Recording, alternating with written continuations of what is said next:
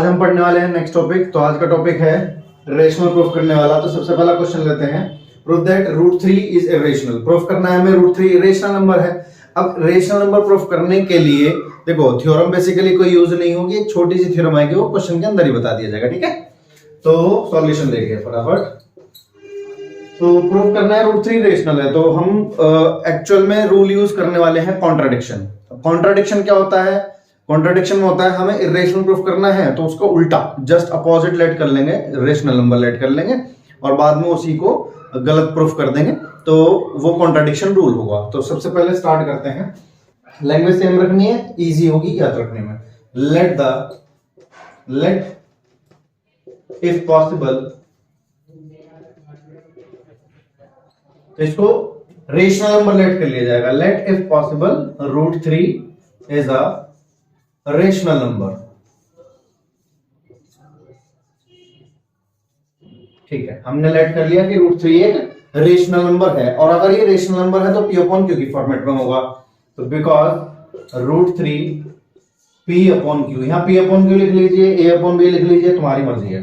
A upon B की format में होगा where P and Q are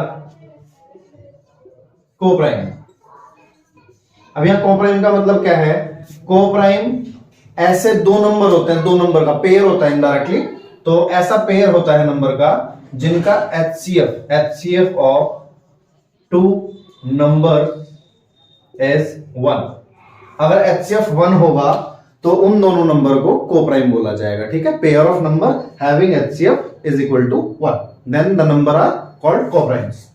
तो √3 को P अपॉन Q के इक्वल लिख लिया, क्योंकि √3 को हमने एक रेशनल नंबर लेट कर लिया था। P अपॉन Q लिखने के बाद P और Q कोप्राइम होने चाहिए, मतलब P और Q किसी से कटने नहीं चाहिए।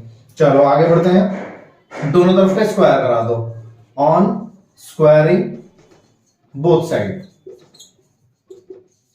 स्क्वायर कराने के बाद यहां पर आ जाएगा 3, √3 का स्क्वायर 3, और यह आ जाएगा P square upon Q square. ये Q स्क्वायर इधर लेके जाओ तो 3Q स्क्वायर की वैल्यू आ जाएगी P स्क्वायर। ये फर्स्ट इक्वेशन लेट कर लो। अब सुनो देखो, 3 डिवाइड में किसके जाएगा? P स्क्वायर के। ध्यान रखना P अपॉन Q हमने रेशनल नंबर लेट किया, फ्रैक्शन रेशनल नंबर। तो रेशनल नंबर लेट किया है तो P और Q क्या होंगे? इंटीजर होंगे। अगर P और Q इंटीजर होंगे तो 3 से जब मैं इसको डिवाइड कराऊंगा P स्क्वायर को, तो वो Q स्क्वायर के इक्वल है, वो भी एक इंटीजर ही होना चाहिए। तो देखो लिखेंगे क्या? बिकॉज 3 डिवाइड P स्क्वायर, क्योंकि 3 P स्क्वायर को डिवाइड करता है, इसलिए 3 डिवाइड्स P, तो 3 P को भी डिवाइड करेगा।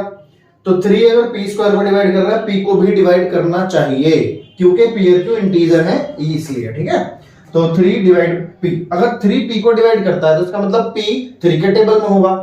अगर P 3 के टेबल में होगा या 3 का मल्टीपल होगा तो पुट कराइए P की जगह पर 3R, R की जगह A B C D लिख दीजिए, बस P और Q छोड़ देना। P की जगह 3R पुट कर दीजिए इन इक्वेशन फर्स्ट इक्वेशन में। तो यहां पर आ जाएगा 3Q square equal to P की जगह पर रख दिया 3R स्क्वायर अपनी जगह पर है, 3Q स्क्वायर इक्वल टू ये हो जाएगा 9R स्क्वायर। 3 से जब इसको डिवाइड कराओगे तो Q स्क्वायर की वैल्यू आएगी 3R स्क्वायर। चलिए अब फिर यहां देखिए, 3 से Q स्क्वायर को डिवाइड हो जाना चाहिए, और क्योंकि इंटीजर है सब प्रोसेस वही चल रहा है। 3 इसको डिवाइड करेगा Q स्क्वायर को, तो लिखेंगे फिर से बिकॉज 3 डिवाइड करता है, 3 divides Q square, therefore 3 divides Q, 3 Q को डिवाइड करेगा। अब एक बात देखिए, हमने बोला था P और Q कोप्राइम होंगे, कोप्राइम मतलब जिनका HCF 1 होगा, मींस ये किसी से भी नहीं कटेंगे। लेकिन यहां पर क्या है, 3 जो है P को डिवाइड करता है और 3 Q को भी डिवाइड करता है, मींस 3 कॉमन फैक्टर हो गया। लिखेंगे 3 बाय ऑब्जर्वेशन लिख सकते हैं, by observation 3 is a common factor, 3 is a common factor of P and Q। 3 P और Q का कॉमन फैक्टर है, लेकिन ये होना नहीं चाहिए, तो ये कॉन्ट्राडिक्ट कर रहा है। कॉन्ट्राडिक्ट मतलब गलत प्रूफ कर रहा है। This contradict the fact that we assume ये गलत प्रूफ कर रहा है उस बात को जो हमने स्टार्टिंग में लेट की थी। स्टार्टिंग में क्या लेट की थी कि पेयर को किसी से नहीं कटेंगे, लेकिन ये तो कट रहा है, तो ये कॉन्ट्राडिक्ट प्रूफ हो रहा है। तो देयरफॉर या सो आर assumption इज रॉन्ग, जो हमने लेट किया था वो रॉन्ग है, हेंस तो इसका उल्टा हो गया √3 इज एन इरेशनल नंबर, तो ये एक इरेशनल नंबर होगा। ठीक है, एक बार और समझ लीजिए फटाफट। देखो √3 की जगह √2 है, √5 है, √7 है, कुछ भी है, रूट से बाहर नहीं निकल लीजिए, कुछ भी वैल्यू आ सकती है, चाहे यहां पर m लिखा हो, p लिखा हो, कुछ भी लिखा हो। तो लेट इफ पॉसिबल, अगर पॉसिबल है तो इसको रेशनल नंबर लेट कर लिया। अगर ये रेशनल नंबर होगा तो p/q की फॉर्मेट में होना चाहिए, रेशनल नंबर की डेफिनेशन पढ़ा चुका हूं। p और q कोप्राइम होने चाहिए, बिल्कुल सीधे सीधे। कोप्राइम मतलब जिनका HCF 1 होता है।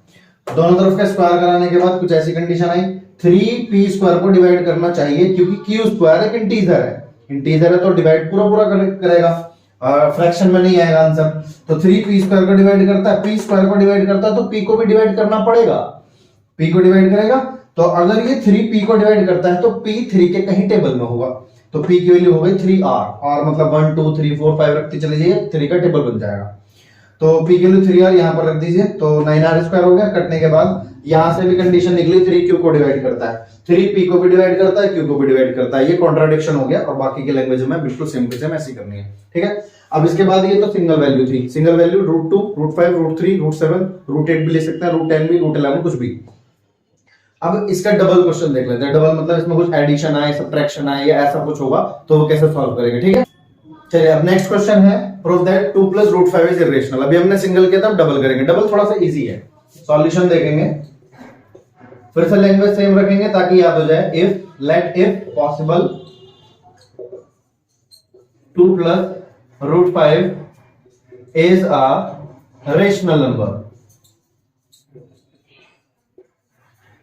अगर पॉसिबल है तो √2 + √5 को रेशनल नंबर लेट कर देते हैं। रेशनल नंबर लेट करने का मतलब है तो 2 + √5 को p/q लिख लिया जाए। अभी 2 + √5 p/q हो गया, जहां पर प्रॉब्लम सेम है, where p and q are coprime. ठीक है, कंडीशन सेम होगी, तो 2 + √5 p/q के इक्वल हो गया, p और q क्या है, कोप्राइम हो गया। अब नेक्स्ट में यहां पर स्क्वायर नहीं करना, वो सिंगल के लिए करना था, यहां पर स्क्वायर नहीं करना है। डबल वैल्यू आएगी तो क्या करना है, जो रूट वाली वैल्यू है वो लेफ्ट में रखेंगे, बाकी सब राइट में भेज देंगे। तो √5 इज इक्वल टू p/q -2 +2 उधर माइनस में चले गया, एलसीएम लेंगे तो √5 इक्वल टू p - 2q/q बनेगा। एलसीएम लेने के बाद डिनोमिनेटर जब अगर सिंगल हो तो सीधे सीधे मल्टीप्लाई करा दिया करो, तो p - 2q/q आ गया। अब देखो, बिकॉज ये जो p लिख रहा है, q लिख रहा है और साथ में 2 लिख रहा है, p q और 2 तीन चीजें हैं।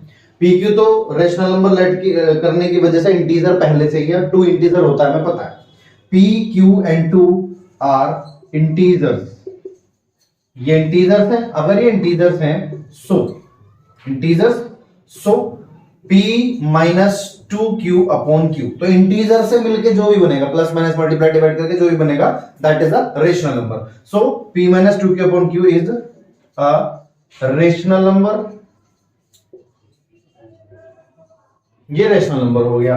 अगर ये रेशनल है तो इसके इक्वल में जो लिखा है वो भी रेशनल होना चाहिए। Now √5 must be a rational number. √5 को भी रेशनल होना पड़ेगा, rational equal to rational, √5 must be a rational number. ठीक है, √5 को रेशनल होना पड़ेगा, बट वी नो दैट भी लिख सकते हैं, बट √5 इज इरेशनल, क्योंकि सिंगल वैल्यू तो हमें पता है, सिंगल वैल्यू तो प्रूव कर चुके हैं इरेशनल के लिए। √5 इज इरेशनल, √5 इरेशनल है, फिर से सेम कंडीशन। दिस देखो, इरेशनल रेशनल के इक्वल नहीं हो सकता, दिस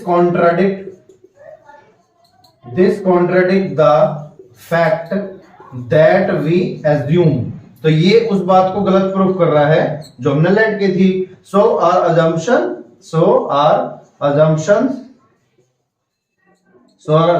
इज रॉन्ग, तो हमारी अजम्पशन रॉन्ग है।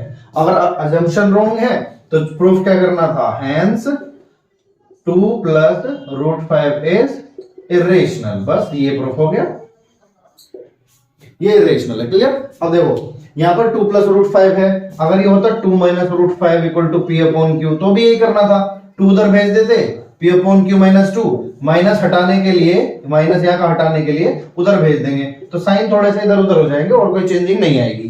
ठीक है? अब नेक्स्ट देखो, अगर इसी में मैं ऐसे कुछ करके दे देता रूट 5 माइनस 3 तो ये भी सेम ऐसे करना था, प्लस का उधर माइनस में पहुंच जाता, माइनस का प्लस में पहुंच जाता।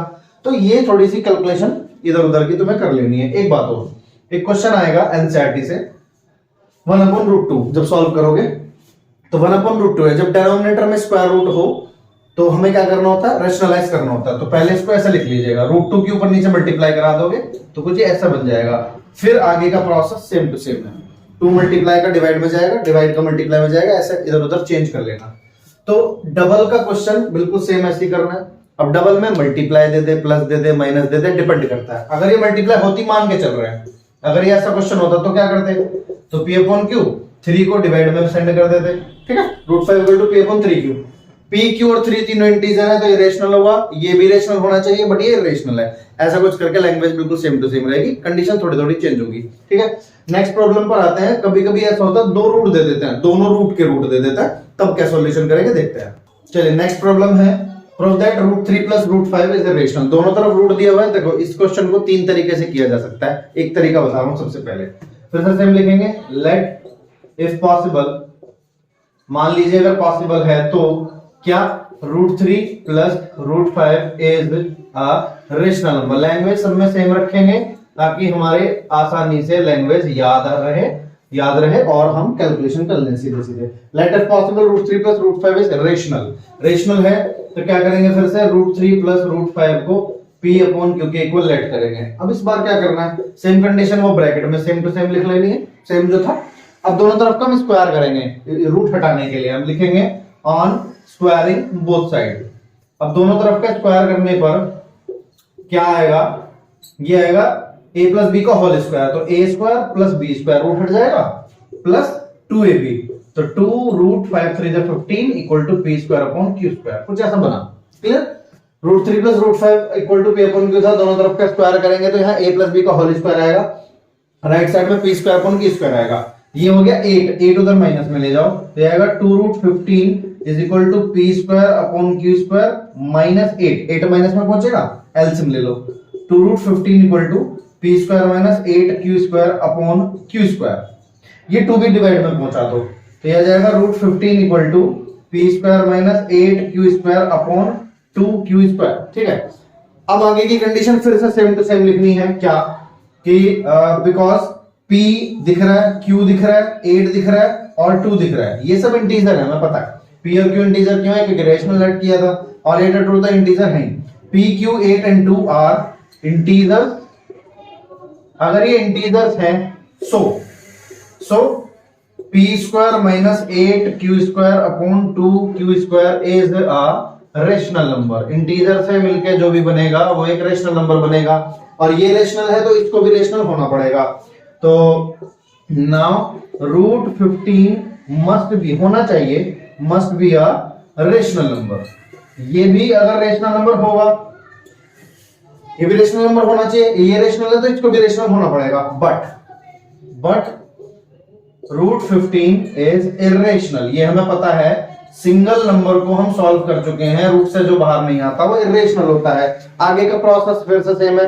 This contradict the fact that we assume, so our assumption is wrong. Assumption wrong है, hence √3 plus √5 is irrational number. ये हमारा प्रूफ है। ठीक है? आगे की लैंग्वेज लिख लेना, खुद सेम टू सेम है। अब सुनो, ये एक तरीका बताया गया, मैंने बोला 2 तरीके हो रहे हैं। तुम एक काम और कर सकते थे, इसको एक साइड भेज सकते थे, जैसे p अपॉन के एक तरफ भेज देते, तो 5 को मान लो उधर भेज दिया, ये आ जाएगा वो जाएगा। फिर से स्क्वायर करा दो, स्क्वायर कराओगे तो √3 का 3 हो जाएगा, यहाँ आ जाएगा p square upon q square plus 5 minus के 2p अपॉन q √5। तो √5 को इधर ले आना लेफ्ट में, बाकी सब प्रोसेस सेम है इसी तरह का। कुल मिला के एक रूट बचेगा, वो लेफ्ट में रखना है, बाकी सब राइट में ले जाना है, और कैलकुलेशन करके जो भी आएगा हमारा फाइनल आंसर होगा। ठीक है? ये तो हो गया √2 का कंसेप्ट। 3 क्वेश्चन है, एक सिंगल में, एक डबल में और एक दोनों रूट में आ जाएगा। इनमें से कोई सा भी क्वेश्चन, इंपॉर्टेंट क्वेश्चन है, अक्सर एग्जाम में देखा गया है आते हुए, ठीक है। अब एक छोटा सा नेक्स्ट टॉपिक है वो देख लेते हैं। चलिए नेक्स्ट दो प्रॉब्लम अब क्या है, without actual division state whether 19/27 will have terminating और non terminating repeating decimal expansion. मतलब बिना डिवाइड के पता करना है कि इसका जो डेसिमल एक्सपेंशन आएगा वो टर्मिनेटिंग डेसिमल एक्सपेंशन आएगा या फिर नॉन टर्मिनेटिंग रिपीटिंग डेसिमल आएगा, ठीक है। उसके लिए क्या करना है, हमारे पास क्या है 19/27, 27 के सबसे पहले डिनोमिनेटर के फैक्टर कर लीजिएगा। फैक्टर क्या है 27 के, 3 की power 3। Clearly the denominator does not have prime factorization. जो डिनोमिनेटर है उसके फैक्टर अगर इस फॉर्मेट में होते हैं, अगर इस फॉर्मेट में दिख रहे हैं ये तो दिखते हैं तो वो टर्मिनेटिंग डेसिमल एक्सपेंशन आता है। फिलहाल इसके डिनोमिनेटर इसके जैसे बिल्कुल नहीं दिख रहे हैं, तो और m और n कोई भी non integer, non negative integer हो सकता है।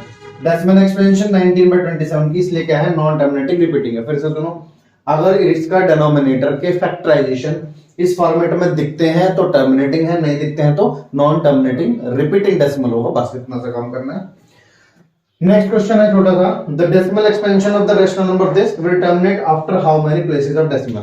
अगर सिर्फ एमसीक्यू क्वेश्चन आता है, ध्यान से सुन लेना, अगर सिर्फ एमसीक्यू क्वेश्चन आता है तो डिनोमिनेटर में 2 और 5 की पावर जो दिख रही है, जो भी बड़ी पावर है उतने के बाद पॉइंट आएगा, 4 प्लेसेस। लेकिन अगर लिखना है 2 नंबर में आता है तो क्या करना है, तो इसका सॉल्यूशन कैसे करेंगे, 43/2 की पावर 4, 5 की पावर 3 है। डिनोमिनेटर हमारे पास जो भी है उसकी पावर देखो, बड़ी पावर बनानी है तो 5 की पावर मुझे 4 बनाना है, तो 5 की मल्टीप्लाई ऊपर नीचे कर दी जाएगी। 5 की मल्टीप्लाई ऊपर भी हो गई नीचे भी हो गई। देखो बेस सेम, पावर ऐड, तो 5 की पावर 4। अगर पावर सेम है तो बेस की मल्टीप्लाई कर देते हैं, ठीक है। तो 10 की पावर 4 हो गया, इनकी मल्टीप्लाई 215। तो 4 मतलब 4 डिजिट के बाद डेसिमल लगा दो, पावर 4 है ना, 10 की पावर 4 तो बनेगा 10,000। 10,000 से जब डिवाइड कराओगे तो पॉइंट लगेगा 4 डिजिट छोड़कर, 4 डिजिट छोड़कर, तो 1 2 3 4 डिजिट छोड़कर पॉइंट लग गया। यही पूछ रहा था। तो रैशनल नंबर जो टर्मिनेट होगा 4 प्लेसेस के बाद टर्मिनेट होगा, ठीक है। इसमें कोई परेशानी आती है तो देख लेना, पूछ लेना। और फर्स्ट वाली वीडियो में लास्ट में मैंने लिंक डाल दिया है पीडीएफ का, रियल नंबर की पीडीएफ का। अगर उसमें कोई परेशानी आती है तो कमेंट बॉक्स में कमेंट कर देना, ठीक है। आज के लिए इतना ही। अगली जो क्लास होगी वो सारा पूरे चैप्टर का एक तरह से निचोड़ बताया जाएगा। बाकी तुम्हें पीडीएफ मैंने सेंड कर दी, उसमें से कर लेना। और भैया अगर किसी को कोई परेशानी आती है तो कमेंट बॉक्स में कमेंट कर देना, जो भी क्वेश्चन होगा वो उसकी वीडियो आपको मिल जाएगी, ठीक है। Thank you.